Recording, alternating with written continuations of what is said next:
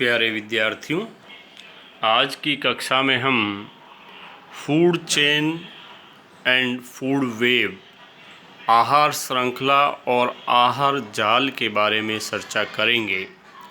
पूर्व की कक्षा में हमने पारिस्थितिकी तंत्र की संरचना, उसकी संकल्पना और पारिस्थितिकी तंत्र में ऊर्जा प्रवाह आदि के बारे में चर्चा की। आज हम फूड चेन यानी आहार श्रृंखला के बारे में चर्चा करेंगे। आहार श्रृंखला क्या होती है, सबसे पहले हम उसके बारे में समझें। आहार श्रृंखला एक जीव से दूसरे जीव में आहार यानी भोजन के स्थानांतरण की एक श्रृंखला है। यानी कि एक जीव से दूसरे जीव में भोजन किस कड़ी के रूप में होता है, उसके स्थानांतरण की एक श्रृंखला आहार श्रृंखला होती है। यानी किसी पारिस्थितिकी तंत्र या जीव मंडल में जो ऊर्जा का स्थानांतरण एक पोषण स्तर से दूसरे पोषण स्तर में होता है तो उसे आहार श्रृंखला या खाद्य श्रृंखला कहते हैं। यानी जीव मंडल में निवास करने वाले जो सभी जीव है उनमें ऊर्जा का जो स्थानांतरण होता है वो एक पोषण स्तर से दूसरे पोषण स्तर में होता है तो उसे आहार श्रृंखला या खाद्य श्रृंखला कहते हैं या के नाम से जानते हैं। ये आपके सामने देखो चित्र दिखाई दे रहा है फूड चेन का, जो नेट के द्वारा लिया गया है। इसमें जो घास जो होती है उसको टिड्डा खाता है और टिड्डे को मेंढक खा रहा है और मेंढक को सांप खा रहा है और सांप को एक बाज खाता है। तो इस तरीके से अपन देखते हैं। ऊपर वाला जो डायग्राम है इसमें जो कैरेट है उसको रेबिट्स खा रहा है और रेबिट्स को फॉक्स खा रही है और फॉक्स को लायन खा रहा है। इसी तरह से ऊपर अपन देखें घास को चूहा खा रहा है और चूहे को ओल खाता है। तो इस तरह से मतलब एक जो जीव होता है, एक जीव से दूसरे जीव में जो ऊर्जा या भोजन का या आहार का जो स्थानांतरण एक श्रृंखलाबद्ध रूप में होता है। पारिस्थितिकी तंत्र में असंख्य जीवधारी है जो परस्पर खाद्य श्रृंखला से जुड़े हुए हैं। ये खाद्य श्रृंखला दो प्रकार की होती है। यानी जो पारिस्थितिकी तंत्र होता है उसमें अनेक जीव जंतु पाए जाते हैं और वो जीव जंतु एक दूसरे से खाद्य श्रृंखला के माध्यम से जुड़े हुए हुए। यदि हम आहार श्रृंखला के प्रकारों की बात करें तो आहार श्रृंखला दो प्रकार की होती है, ग्रेजिंग फूड चेन और डेट्रीट फूड चेन यानी चारण खाद्य श्रृंखला या अपरद खाद्य श्रृंखला। दो प्रकार की खाद्य श्रृंखलाएँ होती है। पहली जो खाद्य श्रृंखला होती है उसे चारण खाद्य श्रृंखला के नाम से जानते हैं। ये श्रृंखला प्राथमिक उत्पादकों से प्रारंभ होकर मांसाहारी जीवों तक समाप्त होने वाली श्रृंखला है जो लघु व वृत्त आकार की होती हैं। यानी कि प्राथमिक उत्पादक यानी जो वे जीव या जो हरे पौधे होते हैं वो भोजन का निर्माण सूर्य प्रकाश की सहायता से स्वयं करते हैं। यानी हरे पौधे जो होते हैं सूर्य प्रकाश की सहायता से या फोटो प्रकाश संश्लेषण विधि के माध्यम से अपना भोजन स्वयं निर्मित करते हैं।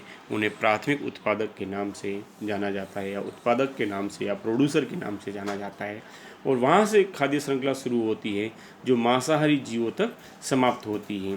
खाद्य श्रृंखलाओं में भी चारण खाद्य श्रृंखला एक लघु प्रकार की होती है जिसमें कड़ियाँ कम होती है, एक वृत्त आकार की होती है जिसमें कड़ियाँ ज़्यादा होती हैं।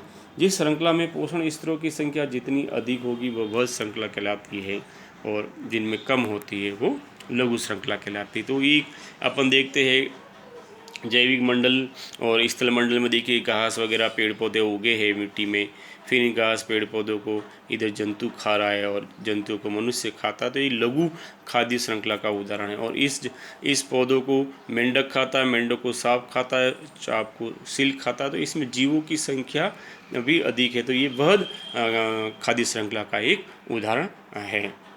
आगे हम देखते हैं कि ये घास स्थल होता है वो प्राथमिक उत्पादक है। पहले भी मैंने बताया कि जो घास क्षेत्र है या पेड़ पौधे हैं या हरे पौधे हैं वो क्या होते हैं, उत्पादक या प्रोड्यूसर कहलाते हैं जो अपने भोजन का स्वयं निर्माण करते हैं। जिनको टिड्डा खाता है और इन टिड्डों को मेंढक खाता है और मेंढक को सांप खाता है और सांप को चील खाता है, जैसे पक्षी खाते हैं। तो इस प्रकार भोजन की दृष्टि से इसमें 5 पोषण स्तर या 5 प्रकार के जीवों की एक श्रृंखला होती है, तो वह वध खाद्य श्रृंखला का उदाहरण है। इसी प्रकार हम देखें कि घास स्थल जो प्राथमिक उत्पादक है, उस घास स्थल पर चढ़ने वाले जानवर, इन जानवरों को खाकर ऊर्जा प्राप्त करते हैं, मनुष्य प्राप्त करते हैं।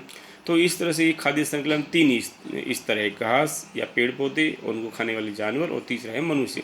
तो ये लघु खाद्य श्रृंखला का उदाहरण है। यदि खाद्य श्रृंखला छोटी है तो उसमें उपभोक्ता वर्ग के जीवों की प्रजातियां की भिन्नता भी कम होती है और जीवों की संख्या में अधिकता विद्यमान हो सकती है। इस तरह से आपके सामने दे रखा है फूड चेन का उदाहरण है, और ग्रेजिंग फूड चेन का आपके सामने जो डायग्राम जो दिखाई दे रहा है वो आप देखिए, बिल्कुल आपको नेट पे अवेलेबल हो जाएगा। आप देखिएगा किस तरीके से एक फूड चेन का एक सर्किल चलता रहता है, आप इसमें देख सकते हैं। ग्रेजिंग फूड चेन के उदाहरण दिख रहा है, और जैसे ये आपके सामने प्रोड्यूसर है, फिर उनको चूहा खा रहा है, पेड़ पौधों यानी सूर्य प्रकाश की सहायता से जो पेड़ पौधे होते हैं वो अपना भोजन स्वयं निर्माण करता है, और इन पौधों को चूहा खा रहा है, चूहे को सांप खाता है, सांप को बाज खाता। तो इस तरह से फूड चेन चल रहा है। इस डायग्राम में आप देखें, ये जो हरे पौधे हैं या घास है, वो प्रकाश की सहायता से अपना भोजन स्वयं निर्माण करते हैं। घास को टिड्डे, टिड्डे से मेंढक, मेंढक को सब को बाज, और इस तरह से आगे बाज को खाने वाले भी अनेक प्रकार के जीव है। तो अपन देखते हैं कि इन चित्रों के माध्यम से भी अपन फूड श्रृंखला को आसानी से समझ सकते हैं। इसके विपरीत यदि खाद्य श्रृंखला आकार की है तब उसमें उपभोक्ता वर्ग के जीवों में भिन्नता अधिक तथा संख्या कम होती है। यानी इसके विपरीत खाद्य श्रृंखला वध आकार की है तो उसमें उपभोक्ता वर्ग के जीवों की जो प्रजातियों की भिन्नता होती है वो अधिक होती है, परंतु उसमें उनकी संख्या कम होती है, क्योंकि वो ऊपर से ऊपर चलता रहता है। अब अपन देखते हैं अपरद खाद्य श्रृंखला होती है, जिसमें प्राणियों तथा पौधों के मृत होने के बाद जो मृत कार्बनिक पदार्थों से अनेक प्रकार के सूक्ष्म जीव भोजन प्राप्त करते हैं। यानी कि जो अपरद खाद्य श्रृंखला उसे कहते हैं, यानी जो विभिन्न प्रकार के जीव जंतु है, प्राणी है या पौधे होते, पेड़ पौधे होते हैं, उनकी मृत्यु होने के बाद जो मृत जो कार्बनिक पदार्थ होते हैं, अपघटक जीव होते हैं, वो जो सूक्ष्म जीव होते हैं वो इन मृत प्राणियों से और पौधों से अपना भोजन प्राप्त करते हैं। तो इनको भोजन प्राप्त करने की प्रक्रिया में एक निश्चित खाद्य श्रृंखला का निर्माण होता है या सृजन होता है, जिसे अपरद खाद्य श्रृंखला की संज्ञा दी जाती है। तो विद्यार्थियों, जैसा हमने अपन ने देखा खाद्य श्रृंखला क्या होती है, कितने प्रकार की होती है, और आगे ये देखिए इस तरीके से इसका डायग्राम के माध्यम से अपन इसको समझ सकते हैं कि अपरद खाद्य श्रृंखला में किस तरह का उदाहरण होता है, जीवों की संख्या कैसे कम होती है। अब हम पढ़ते हैं कि आहार जाल क्या होता है, फूड वेब क्या होता है, और आहार श्रृंखला और वेब में क्या डिफरेंस है। अपन दोनों इनको पढ़ सकते हैं, आसानी से समझ सकते हैं। तो सामान्यतः आहार श्रृंखला एक पोषण स्तर से दूसरे पोषण स्तर तक संचालित होती है। जो आहार श्रृंखला होती है वो एक निश्चित पोषण स्तर से फिर एक दूसरे पोषण स्तर में ऊर्जा का स्थानांतरण करती है, परंतु यह एक रैखिक तंत्र नहीं होता है।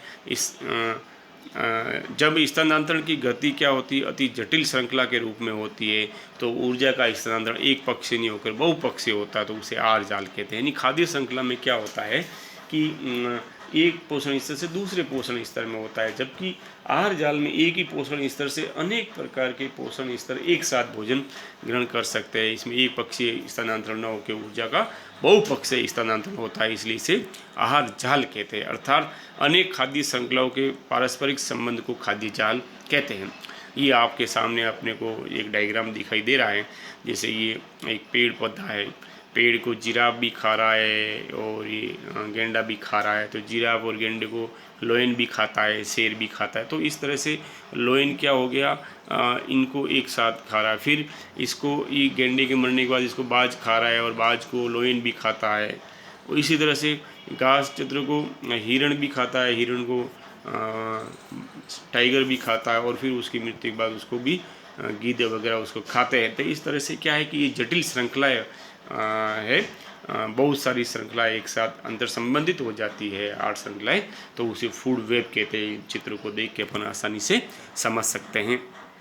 तो प्यारे विद्यार्थियों, आज की कक्षा में हमने फूड चेन क्या होती है, फूड वेब क्या होता है, टाइप्स ऑफ फूड चेन कितने यानी आहार श्रृंखलाएँ कितने प्रकार की होती है, इनको उदाहरणों के माध्यम से अपन ने आसानी से समझा है।